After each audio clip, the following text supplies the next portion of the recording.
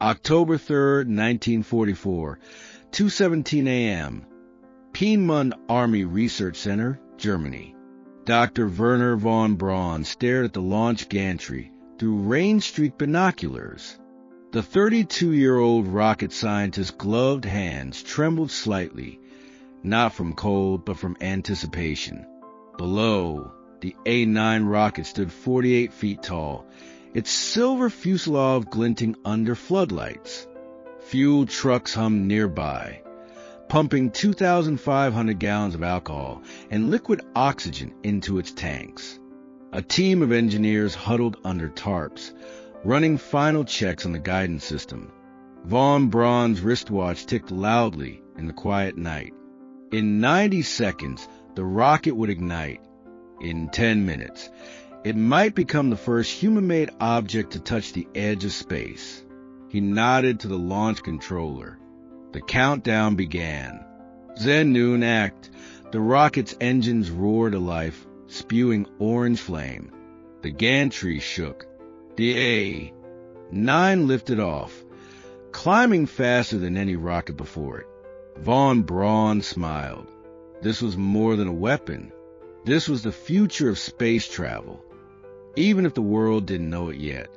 The A-9 was no ordinary V-2 rocket. It was Nazi Germany's secret space program, Project Hohenflug, Project High Flight, a mission to build a rocket that could reach the edge of space, 62 miles above Earth, and return safely. Its origins trace back to 1940, when von Braun first proposed the idea to the Luftwaffe. At the time, Germany's rocket program focused on the V-2, a ballistic missile designed to strike London. But von Braun, a lifelong space enthusiast, dreamed of something bigger. He wanted to prove that humans could reach space. He wanted to lay the groundwork for future missions to the moon and beyond. The Luftwaffe, desperate for any wonder weapon to turn the war, agreed to fund the project on one condition. The A-9 must also have military value. It must be able to carry a 1,100-pound bomb and strike targets 1,500 miles away. Von Braun agreed. He saw the military funding as a means to an end, a way to pursue his space dreams while satisfying Nazi leaders. The first challenge was scaling up the V-2's design. The V-2 could reach 50 miles altitude, close to the edge of space, but not quite. To go higher, the A-9 needed a more powerful engine. Von Braun's team, led by engineer Walter Thiel, redesigned the V-2's rocket motor. They increased its thrust from 56,000 pounds to 75,000 pounds by widening the combustion chamber and adding a second fuel injector. The new engine, called the A4B, was tested in January 1942. It ran for 60 seconds, twice as long as the V-2's engine, before overheating. Thiel's team added a copper cooling jacket around the chamber, using liquid oxygen to draw away heat. The second test in March 1942 was a success. The engine ran for 120 seconds, producing steady thrust. Von Braun called it the key to space. Next came the airframe. The V-2 cylindrical body was stable at suborbital speeds, but the A-9 would reach Mach 5, 5 times the speed of sound, during ascent. At that speed, air resistance would generate temperatures hot enough to melt aluminum. The team coated the A-9's fuselage with a layer of asbestos and stainless steel, 0.2 inches thick. They also added small fins at the base, designed to fold inward during re-entry to reduce drag. The first full-scale prototype, the A-9V1, was built in August 1942. It was 48 feet long, 6 feet in diameter, and weighed 28,000 pounds fully loaded. Its nose cone held a small camera, a temperature sensor, and a parachute for recovery. The military bomb bay was left empty for the first test, Von Braun wanted to prioritize spaceflight data over weapons capability. The first test flight took place on December 21, 1942, at Peenemünde. The A-9V1 lifted off smoothly, climbing at 6,000 feet per second. It reached 45 miles altitude before a fuel line ruptured. The rocket spun out of control and crashed into the Baltic Sea. No data was recovered. Von Braun was disappointed, but not deterred. He ordered the team to redesign the fuel system, using flexible stainless steel lines instead of rigid copper ones. The second prototype, the A-9V2, was tested on March 15, 1943. It climbed to 55 miles altitude, higher than any V2, but its guidance system failed. It veered off course and crashed in Poland. This time, the camera survived. The photos showed a curved Earth and black sky, proof that the rocket had reached the upper atmosphere. Von Braun framed one of the photos on his desk. It reminded him why he was doing this. By mid-1943, the project faced a new threat, Allied bombing. Peenemünde was attacked by British bombers on August 17, 1943. The raid destroyed 40% of the research facilities, including the main engine test stand. Thiel, the engine designer, was killed in the attack. Von Braun was forced to relocate the project to a secret bunker in the Harz Mountains, 120 miles southwest of Berlin. The bunker, codenamed Nordwerk, was carved into solid rock. It had workshops, test chambers, and a small launch pad built into a valley nearby. Conditions were harsh. Workers labored 12-hour shifts in damp, unheated tunnels. Many were forced laborers from concentration camps, including Dora-Mittelbau, where V2 production was also based. Von Braun later admitted that he knew about the forced labor, but he argued that the project's scientific value justified the cost. It was a moral compromise that would haunt him for decades. The move to Nordwerk delayed the project by 6 months. The first test flight from the new site took place on September 8, 1944. The A-9V3 was different from its predecessors. It had a redesigned guidance system, using gyroscopes and radio signals to stay on course. It also carried a small heat shield on its nose cone, made of woven silica fibers, to protect it during re-entry. The rocket lifted off at 11 p.m., climbing rapidly. Its engines burned for 130 seconds, propelling it to 62 miles altitude, the official edge of space. For 90 seconds, the A-9 floated in the vacuum of space, its camera capturing images of the stars and the Earth's curvature. Then, it began to fall back to Earth. The heat shield glowed red-hot as the rocket re-entered the atmosphere at Mach 6. The parachute deployed at 10,000 feet. The A-9 crashed into a field 300 miles from Nordwerk, intact. Engineers recovered the camera, the sensors, and most of the fuselage. The data was groundbreaking. The rocket had survived spaceflight. It had reached the edge of space and returned. Von Braun called it the greatest achievement of the German rocket program. But the military was unimpressed. The A-9's range was only 500 miles, far less than the 1,500 miles promised. The guidance system was still unreliable, and the parachute recovery meant the rocket could not be reused. The Luftwaffe demanded changes. They wanted the A-9 to carry a bomb, not a camera. They wanted it to strike New York, 1,900 miles from Germany. Von Braun protested. The A-9 was not designed for intercontinental range. To reach New York, it would need a second stage, a smaller rocket mounted on top of the A-9. This would add weight, reduce stability, and require a more powerful first-stage engine. But the Luftwaffe insisted. They gave von Braun 3 months to modify the design. The team worked around the clock. They built the A-10, a 22-foot-tall second-stage rocket that would ignite 60 seconds after the A-9's engine shut down. They upgraded the A-9's engine to 85,000 pounds of thrust, using a new fuel mixture of alcohol and hydrazine. They added a more robust guidance system, using star tracking to correct course in space. The combined A9/A10 stack was 65 feet tall, taller than a 5-story building. It weighed 45,000 pounds fully loaded. The first test flight took place on December 18, 1944. The rocket lifted off, but the A-10 failed to ignite. It crashed 200 miles from Nordwerk. The second test, on January 25, 1945, was worse. The A-9's engine exploded 10 seconds after launch, destroying the entire stack. Von Braun knew the project was doomed.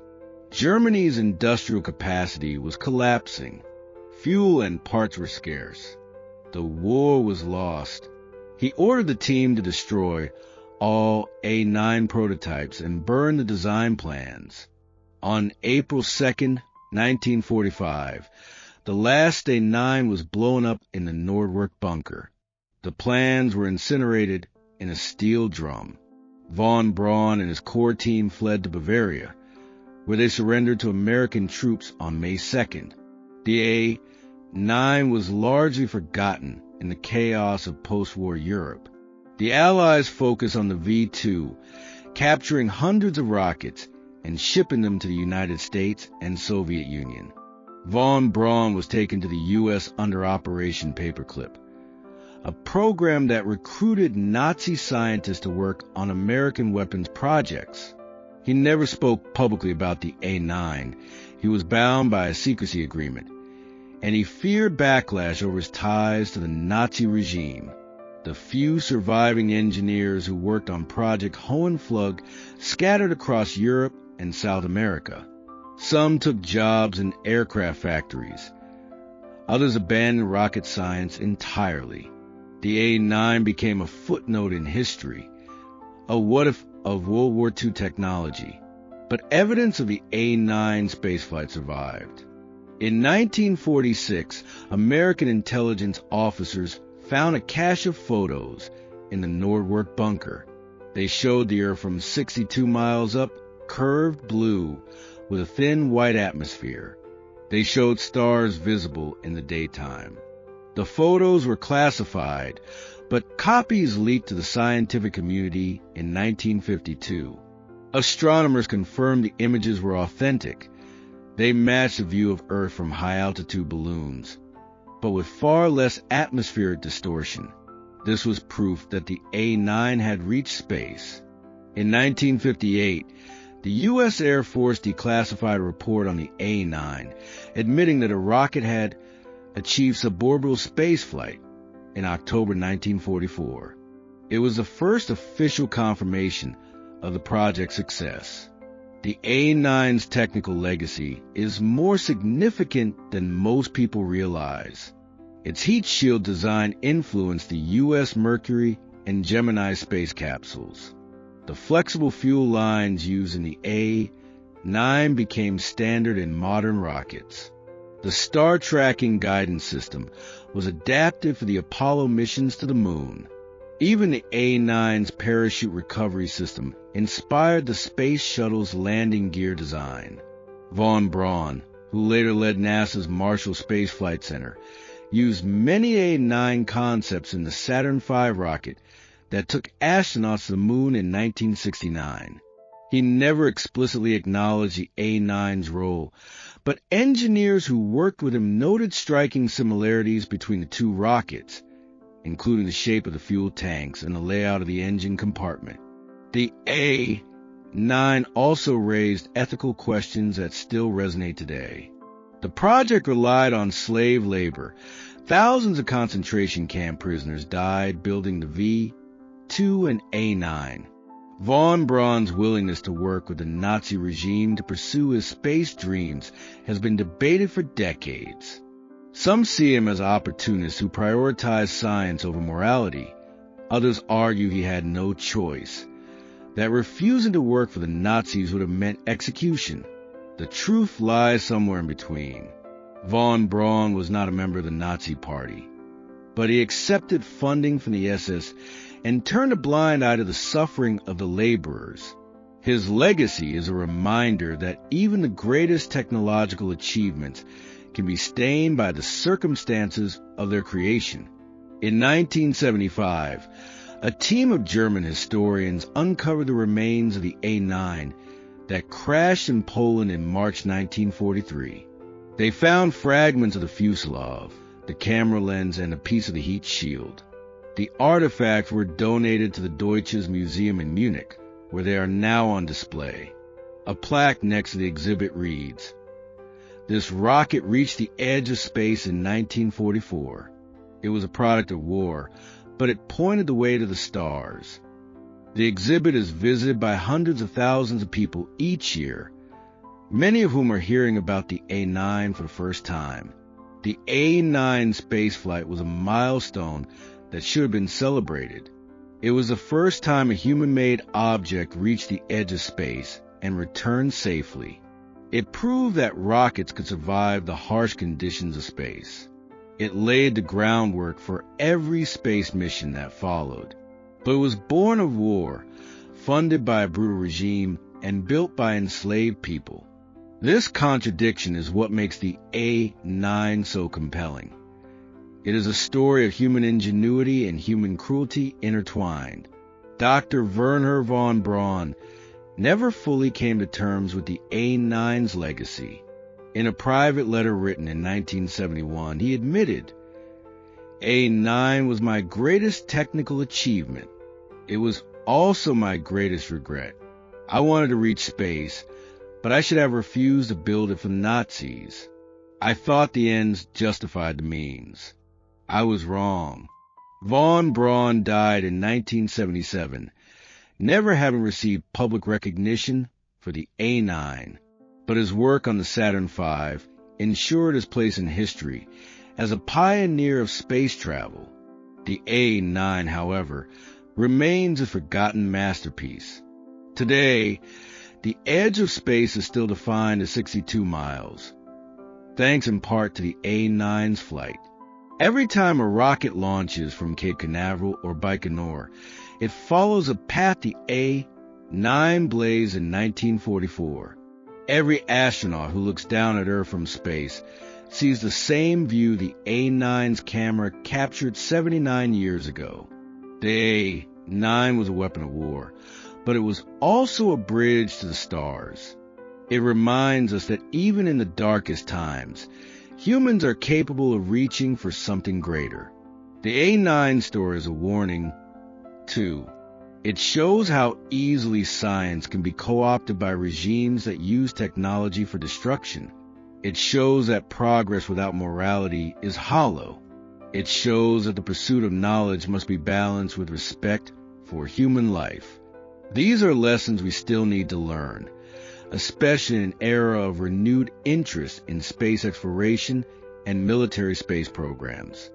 On October 3rd, 2024, the 80th anniversary of the A9 spaceflight, a small group of engineers and historians gathered at Piedmont. They unveiled a plaque honoring the rocket and the people who built it, including the forced laborers who died in the process. The plaque reads, "In memory of the A9 rocket, which reached the edge of space on this day in 1944, may we never forget the cost of progress." It is a simple tribute to a forgotten piece of history, a reminder that even the most ambitious dreams can have dark origins, and that we must confront those origins to build a better future. The A9 was not just a Nazi weapon. It was a first step toward space. It was a testament to what humans can achieve when they dare to dream, and it was a warning about the price of those dreams. Forgetting the A9 would be a disservice to the engineers who designed it, the laborers who built it, and the future generations who continue to reach for the stars. The A9 may have been forgotten by most, but its legacy lives on in every rocket launch, every space mission, every step we take toward exploring the universe.